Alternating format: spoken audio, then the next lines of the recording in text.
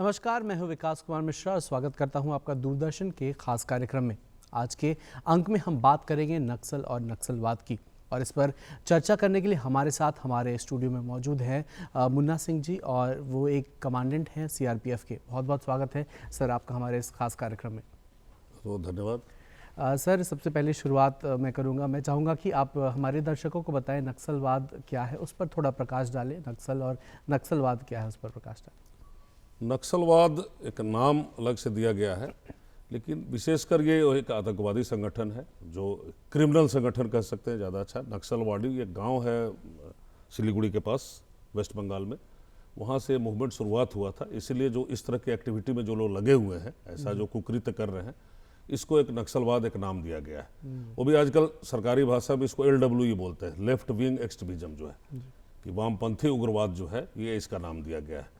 तो नक्सलवाद जो आम क्राइम आप देखते हैं कि किसी तरह का उग्रवाद, अतिवाद, उससे कोई खास अलग चीज़ नहीं है। ठीक है, इनका मकसद थोड़ा अलग है, और नाम क्योंकि नक्सलवाड़ी गांव से शुरू होता है, इसलिए नक्सलवाद इसका नाम दिया गया।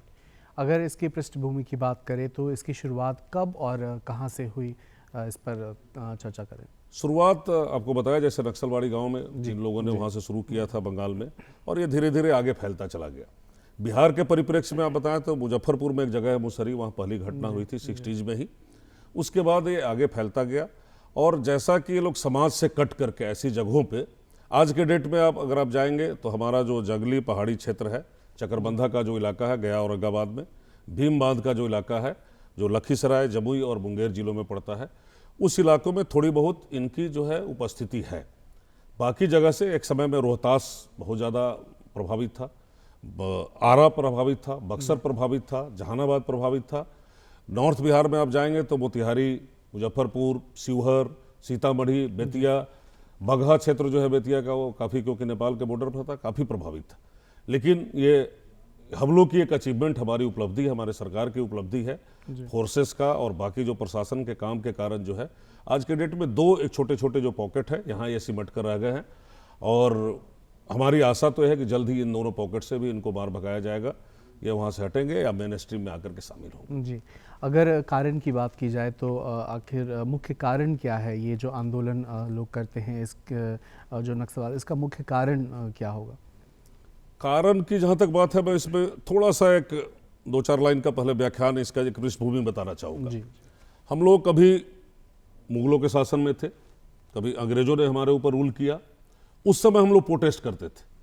उस समय जिन लोगों ने, भगत सिंह ने बम फेंका, खुदीराम बोस ने जो जिस तरह का काम किया, अंग्रेजों के भाषा में वो आतंकवादी थे, क्योंकि अंग्रेज फुल्ली आतंकवाद तो खुद ही उन्होंने फैला रखा था, हमारे पूरे देश को कब्जा किया हुआ था, हमें गुलाम बना कर रखा हुआ था। लेकिन एक समय आता है 1950 के बाद, जब हम संविधान के तहत आ गए, जिसका हम लोग दिवस मनाते हैं 26 जनवरी को। तो आप जब संविधान सभा का चीज़ों को आप पढ़ेंगे, उसके बारे में जानेंगे, जब संविधान तैयार हो गया था तो बाबा साहब भीमराव अम्बेडकर ने एक बड़ा अच्छा एक भाषण दिया था। उन्होंने कहा, आज तक हम प्रोटेस्ट कर रहे थे किसी और के खिलाफ, अब जो ये संविधान बना है, संविधान का पहला वाक्य है क्या? हम भारत के लोग, we the people of India. ये जो सरकार है, ये जो संविधान है, हम सब का है जी। अब हम किसके खिलाफ प्रोटेस्ट कर रहे हैं? हम अपने खिलाफ प्रोटेस्ट करेंगे, और प्रोटेस्ट करने की जरूरत है, क्योंकि हमने एक चुना हुआ सरकार जो है, एक संवैधानिक प्रक्रिया के तहत एक सरकार को चुनते हैं, एक व्यवस्था है। उस व्यवस्था में अगर कोई दोष है, किसी तरह की चीज को आप बदलाव चाहते हैं, कोई ऐसा आंदोलन करना चाह रहे हैं, वो संवैधानिक दायरे में होना हमारी जरूरत है। इस संवैधानिक, इस देश को एक डेमोक्रेटिक सोसाइटी को चलाने के लिए जरूरत है। अब कोई आदमी इस संवैधानिक व्यवस्था को तोड़ करके एक आर्म रेबेलियन जो है, हथियारबंद क्रांति करना चाहता है, नाम उसका जो भी दे दे, आइडियोलॉजी उसमें जो भी दे दे, पूर्णतः गलत है जी। किसी भी तरह से हमारे समाज के लिए, हमारे देश के लिए ये अच्छा नहीं हो सकता है। अब ये कुछ इस तरह के लुभावनी बातें कहते हैं, लुभावनी जो चीज़ें कहते हैं, कि एक आम जनता, जो अनपढ़ जनता हमारी, जो गरीब गुरबे लोग हैं, जिन क्षेत्र में रहते हैं, ये कुछ हद तक उनसे प्रभावित हो जाते हैं और सोचते हैं कि बड़ा काम कर रहा है। दूसरे पक्ष पे आइए, जो इसका आर्थिक और बाकी राजनीतिक जो पक्ष है, कोई भी चीज़, ये हॉल है, हॉल में व्यक्ति कुछ दिनों तक नहीं आएंगे तो चूहे यहाँ पे आ जाएंगे, मक्खी मच्छर अपना घर बना लेगा, मकड़ा अपना जाल बना लेगा। तो नक्सलवाद को साधारण भाषा में समझना चाहेंगे तो जिन गैप में प्रशासन जहाँ नहीं पहुँचा, वहाँ इन लोगों ने धीरे धीरे अपना एक फैलाव, एक समय के बाद 70 और उसके आगे का ऐसे देखेंगे, इस समय में आते गए, फिर अब सिमट भी रहे हैं, धीरे धीरे इनको कम भी कर रहे हैं। और ये नारा बड़ा लुभावना बात बोलेंगे। एक यंग आदमी जिसको नौकरी नहीं मिली उसको बोलेंगे तुम्हें नौकरी देंगे, तुम्हें सरकारी व्यवस्था के खिलाफ, तुम्हें जो माओ की थ्योरी पे लोग चलते हैं कि power comes from the barrel of gun, बंदूक के नोक पे क्रांति करेंगे। भाई हमारा एक देश गरीब देश था, हम लोग इतने समय तक जो दूसरे लुटेरों के बीच में रहे, अंग्रेजों के शासन में रहे, धीरे धीरे एक व्यवस्था बन रही है, आज देश प्रगति की तरफ चल रहा है। सबको एक साथ सारा चीज मिल जाएगा ये संभव नहीं है, उसके लिए उतने संसाधन चाहिए। अगर कहीं प्रगति हो रही है तो प्रगति का, विकास का जो धारा है बह रही है, ये अविरल धारा गंगोत्री से गंगा चली है तो पटना तक आने में थोड़ा समय लगता है, और वो समय धीरे धीरे आ रहा है। हर गांव तक बिजली पहुंच गई है, हर गांव तक रोड पहुंच गया है, सभी को शिक्षा का अधिकार दिया जा रहा है। ऐसे चीजों में आप उसको लागू करने की जगह, जो व्यवस्था इसको लागू कर रहे हैं उसको मदद करने की जगह, आप हमेशा उसके खिलाफ ही रहेंगे। उसमें जो चीज बना, स्कूल बना करके हम गाँव में जा रहे हैं, स्कूल को आप उड़ा दे रहे हैं, पुल पुलिया बन रहा है, रोड बन रहा है, उसको आप उड़ा दे रहे हैं, पंचायत भवन बन रहा है, उसको आप उड़ा दे रहे हैं। हर पंचायत भवन को, हर स्कूल को, हर रेलवे लाइन को, हर पुल पुलिया को आप उसके लिए क्या संतरी गार्ड लगा सकते हैं क्या? पूरे देश के लोग तो उसी में लग जाएंगे, फिर पूरे हमारे संसाधन उसी में लग जाएंगे। तो इनका जो काम देखिएगा आप, ये पूरा का पूरा अनर्गल काम है। और इसी चीज़ों के लिए कुछ बॉर्डर के बाहर से, कुछ अंदर जो बनाने वाले जो है बम गोला बारूद जो बनाते हैं, उसका सहायता लेकर के बंदूक के नोक पे ये चीज़ कर रहे हैं। एक समय था जो इनकी बड़ी अच्छी पैठ थी और काफ़ी हार्म कर देते थे फोर्सेस पर। आज के डेट में ये सिमट के भागे फिर रहे हैं, और जल्द ही मुझे लगता है कि देश से नक्सलवाद नाम का कोई ऐसी चीज़ नहीं रह जाएगी। और विकास की जो धारा, जो अविरल धारा बह रही है, हर जगह की स्टेट की सरकार हो तब, चाहे सेंटर की सरकार हो तब, ये धीरे धीरे हर गांव तक पहुंच रहा है। इसको हम लोग देख रहे हैं। जिस जनता को ये बरगलाना चाहते हैं वो जनता भी देख रही है कि भाई ये चीज़ तो, हम अगर इस सही रास्ते पर जा रहे हैं तो हमें ये गलत रास्ता पकड़ने की जरूरत नहीं है। एक बात और मैं बताना चाहूँगा, ये किस तरह से फंसाते हैं लोगों को। अब देखा कि एक युवा, उसको नौकरी नहीं लगी है, पढ़ाई करने के बाद भी, चाहे थोड़ी बहुत पढ़ाई करके ऐसे गांव में बैठा हुआ है, उसको थोड़ा सा पट्टी पढ़ाएंगे, समझाएंगे, इधर उधर की बातें समझा कर साथ में ले जाएंगे, और उसको बोलेंगे तुम्हें इतने पैसे दूंगा, 3,000, 5,000, 10,000, जो भी तुम्हें मैं देता रहूँगा, हमारे साथ रहो, हम लोग क्रांति लाएंगे, सरकार हमारी बननी है, बंदूक के नोक पे हम शासन में लाएंगे। कुछ चीज़ों से थोड़ा उसको उत्साह आता है, उनके साथ रह जाते हैं, और वो तब तक उसको अपने साथ कैरी करता है जब तक उसके नाम से 2-4 केस ना हो जाए, कोई ऐसी कांड उससे करा ले। अब उस युवा का दुविधा समझिए। अब और आम नागरिक बन के आना चाहता है अपने गांव में, घर में, मोहल्ले में, तो पुलिस उसका पीछा करेगी, बोला अब जेल जाने से अच्छा है कि तुम्हारे साथ रहता हूं, उसी के साथ घूर है। तो ये फंसाते हैं एक तरह से। जितने भी लड़के लड़कियां इनके साथ जो काम कर रहे हैं, ये गलत तरीके से उनको ले रहे हैं, गलत आइडियोलॉजी का एक छलावा देकर के उनको साथ में ले जा रहे हैं। ये छलावा बहुत दिनों तक नहीं चलने वाला है, क्योंकि जब एक आम जनता को आज के डेट में टीवी देख रहा है, सोशल मीडिया देख रहा है, सरकार के विकास की जितने स्कीम है उसके बारे में चर्चा सुन रहा है, और एक एक छोटी छोटी चीज़ों के लिए सरकार के दुनिया भर के स्कीम है। ठीक है, स्कीम लागू करने में थोड़ी अच्छाई थोड़ी बुराई, जो बोलते हैं मैन बिहाइंड द मशीन जो है, वहाँ के अधिकारी अगर बहुत तेज हैं तो बहुत अच्छे से स्कीम को लागू कर रहे हैं, थोड़ा कमज़ोर होंगे, थोड़ा मुश्किल से लागू हो रहा है। कुछ और चीज़ें जो होती है, बहुत सारी उसमें दिक्कतें होती है। उन दिक्कतों के साथ भी हम लोग रोड, रास्ता, पानी, बिजली, पढ़ाई, दवाई, तकरीबन आप देखेंगे हम लोग तो बहुत इंटीरियर तक जाते हैं, सब जगह तक सरकार पहुँचा रही है। अब लोगों को सरकार के स्कीम में जुड़ना जरूरी है जी। और फिर भी उसमें कमी है, कोई सरकारी कर्मचारी उसके साथ गड़बड़ कर रहा है तो हमें उसके लिए प्रोटेस्ट करना चाहिए, हमको उससे उच्च अधिकारी के पास कंप्लेन लेकर जाना चाहिए, क्यों नहीं जाना चाहिए।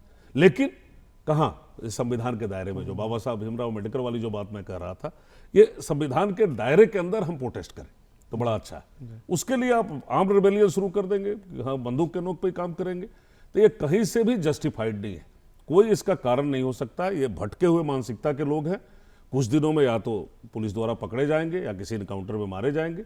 सबसे अच्छा है कि सरेंडर करें। सरकार पुनर्वास की बहुत सारी योजनाएं रखी हुई हैं, उन योजनाओं के साथ मिलकर के आम जनता की तरह जिए, अपना अच्छा जीवन जिए।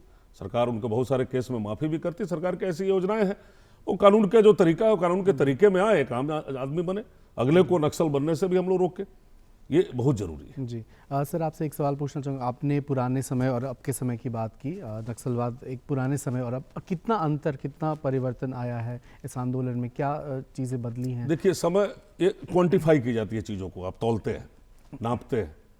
हम बता रहे हैं कि जैसे पूरा का पूरा जो उत्तरी बिहार एक समय था, ये 5-7 जिले जो है, मोतिहारी, बेतिया, सीतामढ़ी, शिवहर, मुजफ्फरपुर, कहीं ना कहीं नक्सलों के कब्जे में था। कब्जे में ना कहे तो मतलब नक्सलवाद से प्रभावित था। लोग डरते थे कि यार इस इलाका नक्सल अफेक्टेड इलाका है। आज के डेट में नहीं है। ये अंतर तो आया, पिछले 8-10 सालों में अंतर आया। पटना जो रूरल इलाका है, मसौढ़ी, इस तरह के जो नौबतपुर, इस सब क्षेत्र में नक्सल होते थे। आज के डेट में आपको मसौढ़ी, नौबतपुर, चाहे सब इलाकों में ऐसा कुछ नहीं है। जहानाबाद, आरा, बक्सर, इसके बारे में, बक्सर तो कम था, आरा, जहानाबाद तो बहुत अफेक्टेड था। अरवल, रोहतास, कैमूर कितना प्रभावित था। तो ये सब प्रभाव क्षेत्र से उनका खत्म हो गया। और मैं जो बता रहा हूँ, खासकर बिहार के परिप्रेक्ष्य में आप देखेंगे तो बिहार के परिप्रेक्ष्य में 2 इलाका है, जो औरंगाबाद, गया का जो इलाका है, जो चकरबंधा पहाड़ी के नाम से जिसको जानते हैं, और मुंगेर, लखीसराय, जमुई, इस तीनों के बीच में एक पहाड़ी पड़ती है भीमबांध, उसका कुछ इलाका है जिसमें इनका थोड़ा बहुत प्रभाव क्षेत्र है। इसके अलावा आज कहीं नहीं है। तो ये बहुत बड़ा अंतर है, जिसको पैराडाइम शिफ्ट अंग्रेजी में बोलते हैं, वो है कि इतना शिफ्ट हमने जो है जहां तक इनका प्रभाव था। और आज के डेट में आप देखिए बिहार में भी गांव-गांव तक रोड बहुत अच्छा बन गया है। हर तरह का व्यापार, हर तरह का काम जो है लोग अपना दिन में चाहे रात में खुले कर रहे हैं। कानून व्यवस्था की स्थिति बहुत अच्छी है, पहले से बहुत अच्छी है। तो अंतर तो है, ये देखना पड़ेगा आप लोग। जी, आपने बोला कहीं ना कहीं शिक्षा भी एक कारण हो सकती है, क्योंकि बहुत अच्छे तरीके से अगर वो शिक्षित नहीं है तो उन जो माइंड वॉश करके जिस तरीके से आपने बोला, वो उनकी मजबूरियों का हवाला देकर लोग उनको कन्वेंस करते हैं। तो ये एक तरीका है। तो इन चीज़ों को कैसे हम जागरूक करके लोगों को हम ये जो आंदोलन है उसके लिए रोक सकते हैं? देखिए, शिक्षा बड़ा सब्जेक्टिव टाइप की चीज़ है। किस तरह की शिक्षा? मेरी माँ, चाहे मेरी दादी, मेरे दादा दिया शिक्षित थे, जिस शिक्षा के लिहाज से हम लोग कर रहे हैं, लेकिन वो काफ़ी ज्ञानी थे। मेरी माँ कोई कुकरी बुक नहीं पढ़ती थी, मेरी दादी नहीं पढ़ती थी, लेकिन बहुत अच्छा खाना बनाती थी। संस्कार उनके अच्छे थे। उन संस्कारों को हम लोग धीरे धीरे कहीं ना कहीं भूलते गए हैं मॉडर्निटी के साथ। जो नवाचार होता गया कि हम मॉडर्न हो गए, हम वेस्टर्न हो गए हैं। हम पढ़ लिए, BA MA ज़्यादा कर लिए, क्या BA MA का आदमी बरगलाया नहीं जा सकता है? तो शिक्षा के साथ उसके जो बेस, उसका जो है, उसका नींव मजबूत होना चाहिए, उसके संस्कार स्ट्रांग होने चाहिए। शेर भूखे रहता है तो घास नहीं खाने लगता है, एक तरीका है। तो आदमी मान लीजिए कि उसको शिक्षा सही नहीं मिल पाया, तो शिक्षा सही पाने के लिए अच्छे गुरु को कोशिश करेगा, उसके माँ बाप कोशिश करेंगे, खोजेंगे। आपने जिस शिक्षा पाया उसके लायक आपको नौकरी नहीं मिल रही है, तो आप प्रयास करेंगे और अपना प्रयास को बढ़ाएंगे, उसकी कोशिश करेंगे। चाहे आज बोलते हैं कि आज के डेट में आप नौकरी क्रिएट कीजिए ना लोगों के लिए, कुछ ऐसा काम, कुछ अच्छे पॉजिटिव तरफ सोचेंगे, ऐसा कुछ सोचेंगे। क्यों निगेटिव की तरफ ही सोचना है? ये शिक्षा से ज़्यादा मुझे लगता है संस्कार का दोष है। और दूसरा, चमक दमक आदमी देखता है कि एकाएक हम जाएंगे, पैसे कमा लेंगे, कुछ कर लेंगे। ऐसा होता नहीं है। इस दुनिया में इतना आसान नहीं। कोई भी चीज़ धीरे धीरे ही होता है, सीढ़ी दर सीढ़ी आदमी बढ़ता है, पौधे धीरे धीरे बढ़ते हैं, मौसम का बदलाव धीरे धीरे होता है। और जो चीज़ धीरे धीरे होता है, धीमे आंच पे खाना पकता है, उसका टेस्ट भी अच्छा होता है। तो जो लोग शिक्षा का ऐसे बरगलाने का हवाला दे रहे हैं, वो गलत हवाला दे रहे हैं। उनके माँ बाप या उनके पूछ दर पूछ जो संस्कार अच्छे होने चाहिए, और उन संस्कारों को प्रेरित करने के लिए जो सांस्कृतिक जो माहौल है, जो संस्कार को अच्छा बनाने का जो माहौल है, हम सबको, हम हर पढ़े लिखे आदमी को ये प्रयास करना चाहिए। हम लोग फोर्स के स्तर पर भी कोशिश करते हैं कि गांव-गांव के लोगों को अच्छी चीज़ बताएं, अच्छा चीज़ पढ़ाएं, सरकार के अच्छे स्कीम से उसको जोड़ें। और प्रशासन में तो बहुत सारी ऐसी स्कीम है जिससे उनको जोड़ा जा रहा है, और ये होना ही चाहिए। अगर देश का हर नागरिक को विकास करना है, पूरे देश को विकास करना है, तो हर पुर्जे को विकास करना होगा, तभी तो मशीन अच्छी चलेगी। जी जी, स्कीम की बात की आपने, सरकार द्वारा कदम किस तरीके से उठाए जा रहे हैं, मैं चाहूँगा उस पर थोड़ा और प्रकाश डालें आप। किस तरह की स्कीम और किस तरह के कदम सरकार द्वारा उठाए गए? आप सरकार का स्कीम तो ठीक है, उससे हम लोग बहुत कंसर्न नहीं, लेकिन आपको बताता हूँ बहुत सारी चीज़ें जो है। लड़कियों को पढ़ने के लिए कितना अच्छा स्कीम है। रोज़ प्रचार में आप देखते होंगे, साइकिल दिया जाता है, बस्ता दिया जाता है, वस्त्र दिया जाता है फ्री में स्कूल में जो पढ़ रहे हैं। दोपहर का भोजन दिया जाता है लड़के लड़कियों सभी को। लड़कियों के टॉयलेट पे जब से जोर दिया गया स्कूल में, अच्छा उनका प्रेजेंस बढ़ता चला गया।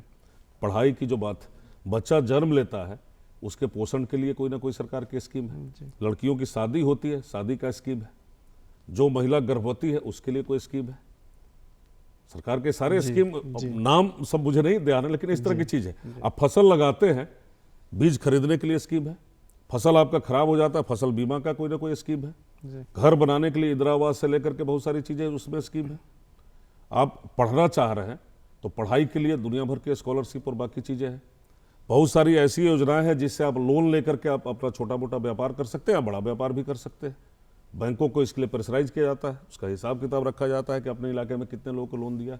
सरकार के हर जो अधिकारी है जो उससे जुड़े हुए हैं उनको ये टारगेट दिया जाता है। तो इन चीज़ों से आप जुड़ेंगे तो आप मेन धारा जो है, हम मेन रोड की तरफ चलेंगे, ये साइड रोड में गली में फिर नहीं भटकेंगे। तो लोगों को ये समझाया जाना, और काफ़ी समझाया गया। पिछले 8-10 सालों में इस चीज़ का बहुत प्रचार प्रसार हुआ जी। और सब आदमी के हाथ में फ़ोन है, ये चलता फिरता मशीन सबके हाथ में है। ये टीवी पे जो स्कीम है, सरकार की जो स्कीम है, फ़ोन पे, पेपर में, टीवी में, सब जगह आता है। आप उस स्कीम का फ़ायदा उठाएं। अगर कोई अधिकारी आपको उस स्कीम को देने में, आपको फ़ायदा लेने में दिक्कत कर रहा है तो उससे उच्च अधिकारी को कंप्लेंट करें, उसके खिलाफ जरूर प्रोटेस्ट करें। जन जन तक पंचायती राज में जो है गांव के मुखिया को दुनिया भर का पावर दिया गया है। जी। आप वहां से लेकर के उस जो अधिकारी चाहे जहां से ये फंड रिलीज होना है, जहां से वो सुविधा मिल रही है, मैक्सिमम जगह लोग दे रहे हैं। अगर एक जगह कहीं कमी रह गई है तो उससे जबरदस्ती कैसे लेना, ये तो जनता को जागरूक होना पड़ेगा। सेल्फ हेल्प ग्रुप बनाना पड़ेगा, एक सहयोग समिति बनाना पड़ेगा कि उसके साथ हम कैसे स्कीम ले। एसएचजी जो इतना चर्चा में होता है, सेल्फ हेल्प ग्रुप, उसके लिए कितने तरह के लोन के स्कीम है। अब छोटे छोटे व्यापार करके लोग बड़ा अच्छे कमा रहे हैं। अब हम बैठे रहेंगे, कोई आकर हमें खिला जाएगा तो ये तो बड़ा मुश्किल होता है। जी। ऐसे ही लोग जो है जो अभी पड़े हुए हैं, जी। जो करना चाहे उसके लिए बहुत काम है। स्किल डेवलपमेंट के लिए आप देखें ना, आप पे कोई स्किल है, उसके स्किल डेवलपमेंट के लिए सरकार कितना मेहनत कर रही है। जी। कि कुछ जो आपका स्किल है, अगर किसी के हाथ में स्किल है, टेलरिंग है, प्लम्बरिंग है, बिजली का काम है, कारपेंटर का काम है, फिटर का काम है, कोई ऐसा काम जो आदमी सीख लिया, कंप्यूटर का काम सीख लिया, कोई कैमरा का काम सीख लिया, कुछ भी ऐसा काम जो सीख ले रहा है उसको फटाफट कोई ना कोई काम मिल जा रहा है। अब सरकारी नौकरी का एक माइंडसेट है, सरकारी नौकरी की तो सीमा होगी ना, कितना लोगों को नौकरी देगा। लेकिन सरकार के स्कीम के माध्यम से लोन लेकर के, चाहे ऐसे अपने स्किल को डेवलप करके, मेरे ख्याल से अधिकतम लोग जो है अपने आप को रोजगार खुद से ले सकते हैं, रोजगार या ऐसा कुछ व्यवस्था बना सकते हैं जो और लोगों को रोजगार दे करके उसमें जोड़ सकते हैं। गांव गांव तक ये व्यवस्था बन सकती है। जी।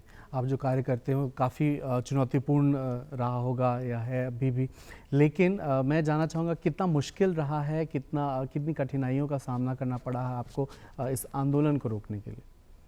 देखिए, ये जो चीज़ है, जी। फोर्स में जो शामिल होता है सोच के शामिल होता है कि मुश्किल है। अब आदमी के जीवन से थोड़ा सा तो अलग है। और आप मान के चलते हैं कि 10 आदमी कहीं पर हो, उसमें एक फोर्स का आदमी होगा, तो लोग सोच के चलते हैं कि ये आदमी थोड़ा अलग कमांडो है, ये कुछ ना कुछ सुपरमैन है, या जो भी कहीं ना कहीं एक दिमाग में रहता है कि आपने ऐसा किया होगा और अगले को बचा लेगा। ये भार हमारे ऊपर है। जी। भार, मैं गलत शब्द यूज करूँगा, दायित्व हमारे ऊपर है। ये देश की जनता हमारे ऊपर दायित्व देती है। तो जो भी चुनौती है, आप चुनौती को भारी मानते हैं, अगर भार मानते हैं तो दिक्कत है। चुनौती को दायित्व मानते हैं, अपना कर्तव्य मानते हैं, तो चुनौती नहीं है। दिक्कत तो है, दिक्कतें होती हैं। आप जंगली इलाकों में रहते हैं, जनता से कट करके रहते हैं, ऐसे जगह में आज भी फ़ोन का चाहे बाकी चीज़ों कनेक्टिविटी बहुत अच्छी नहीं, पानी बिजली तो हर जगह उपलब्ध हो गया है। आप आम जनता से नहीं मिल रहे हैं, जी। आम जीवन नहीं जी रहे हैं। आने जाने में कठिनाइयाँ हैं, कई जगह से जो आने जाने में कहीं बम लगा देगा नक्सली या कुछ ऐसा कर देगा, तो उन रास्तों पे आप पैदल चल के आते हैं, चाहे से कुछ इस तरह की जो व्यवस्थाएं करनी पड़ती है। जंगलों में जा करके कौन चाहता है कि भाई एक आम आदमी कोई चाहेगा कि रात में जाके जंगल में हम सोए, ठंडी में, बरसात में, गर्मी में, लेकिन वो करना पड़ता है। तो ये सब चीज़ें दिक्कतें तो होती है, चुनौती तो है ही इसमें कि एक सब चीज़ आसानी से चल रहा हो तो बड़ा अच्छा रहता है, लेकिन वो चुनौती हम नहीं लेंगे तो देश का विकास नहीं हो सकता है, देश में कानून व्यवस्था सही नहीं हो सकती। तो हम बड़े हर्ष से, बड़े खुशी से इन चुनौतियों को लेते हैं, और धीरे धीरे जब आप काम करते हैं तो उस काम में आपको मज़ा भी आने लगता है कि आओ तुम चुनौती दिए हो तो हम उस चुनौती का मज़ा लेते हैं। जी। ठीक है, इस तरह के हमारे साथी मरते भी हैं, घायल भी होते हैं, कई लोगों का एक हाथ पैर उड़ जाता है, कोई आदमी जो है आजीवन अशक्त हो जाते हैं, इसका भी दुख होता रहता है। लेकिन ये ठीक, पार्ट ऑफ द गेम, ये खेल खेल रहे हैं तो इसमें सब चीज़ होना है। ये सब चीज़ को हम लोग मान करके और एक माइंडसेट बना करके हम लोग इस काम को करते हैं। इसलिए इस चुनौती को बुरा हम लोग नहीं मान के चलते, ये हमारा दायित्व है। आपको एक बात बताऊं कि फोर्स में जो डेथ है, शहादत जो है, सेलिब्रेट किया जाता है, तिरंगा लगा करके बैंड बाजे के साथ हम लोग चलते हैं कि चलो ठीक है। उस परिवार के लिए, मेरे लिए भी दुख का चीज़ है कि मेरा एक साथी है, वो आज उसका देहांत हो गया, किसी भी कारण से शहीद हो गया। शहादत का बेस तो डेथ ही है ना, एक आदमी हमसे बिछड़ गया, लेकिन शहादत की एक परंपरा इतनी अच्छी से बनाई गई है कि हम लोग पूरे गाजे बाजे के साथ जो है तिरंगे में लपेट करके, और हर फौजी का एक ड्रीम होता है कि मैं मरूं तो मुझे तिरंगा में लपेट करके ले जाया जाए। तो ये जो चीज़ है कि वहाँ इस दुख को और उसका जो अलग एक तरह का जो एक सोच है, अलग एक तरह का जो उसका आनंद है, इस दोनों के बीच में कहीं ना कहीं समझदारी का गैप है, और जो उसमें काम करता है वही इस चीज को समझ सकता है। और कहीं ऐसा दुख नहीं है, फोर्स को बहुत सारी सुविधाएं दी जा रही है सरकार द्वारा।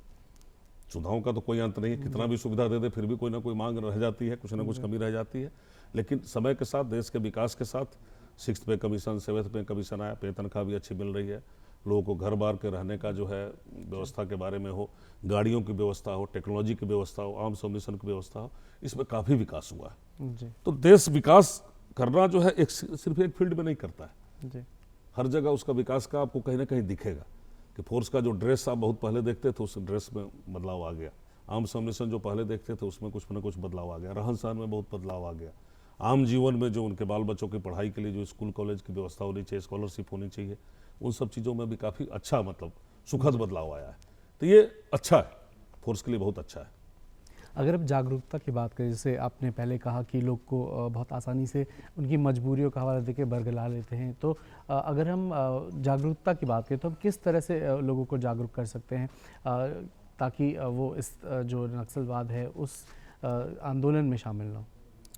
जागरूकता के लिए एक जगह जो हम लोग बिहार के लोग बहुत ज़्यादा फेल करते हैं, तो आपको एक चीज़ बताऊं, मैं केरल में भी रहा हूं, अब खासकर मैं देखा हूं केरल में और हिमाचल में, कोई व्यक्ति कहीं भी नौकरी कर रहा हो, नौकरी के अंत में आकर के अपने घर में बसता है, अपने गांव में बसता है। जी बिहार का आदमी को देखिएगा, बिहार में पटना एक शहर है, हर आदमी पहले पटना में आना चाहता है कि पटना में रहना चाहता है, पटना से थोड़ा अगर जिसके पास कुछ पैसे होगा, चाहे बड़ी नौकरी में हो, रिटायर करने के बाद कहीं दिल्ली, बॉम्बे, गोवा, पूना ऐसी जगह पर रहता है, बेंगलोर, ये सब जगह जो है। जी तो एक रिटायर्ड आदमी 60 साल में जनरली आदमी रिटायर करता है, 60 साल में आदमी काम करने की क्षमता रहती है, आजकल एक्सटेंशन दे करके चाहे ऐसे बहुत सारे लोग नौकरी करते हैं, 5 साल 10 साल और भी वो कुछ अच्छा काम कर सकता है।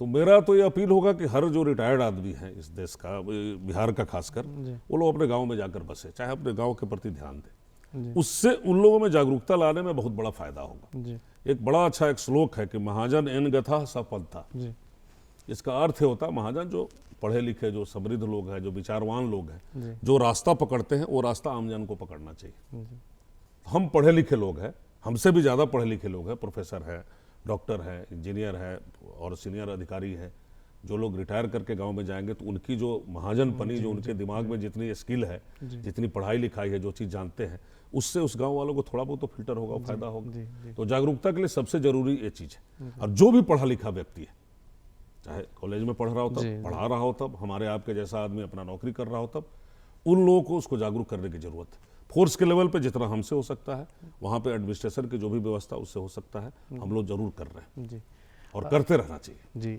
सर, हम कार्यक्रम के अंत में आ गए। मैं चाहूँगा अगर आप कोई संदेश देना चाहते हो हमारे दर्शकों को तो ज़रूर दें। संदेश तो मैं फिर से रिपीट करूंगा, बाबा साहब भीमराव अम्बेडकर जी का जो संविधान बनाते समय जो उन्होंने कथन जो कहा था, इस देश को हम लोग हमेशा सोच के चलते, जिनको चुन करके जिनको पद दिया गया है उसी को चलाना है, ये नहीं है।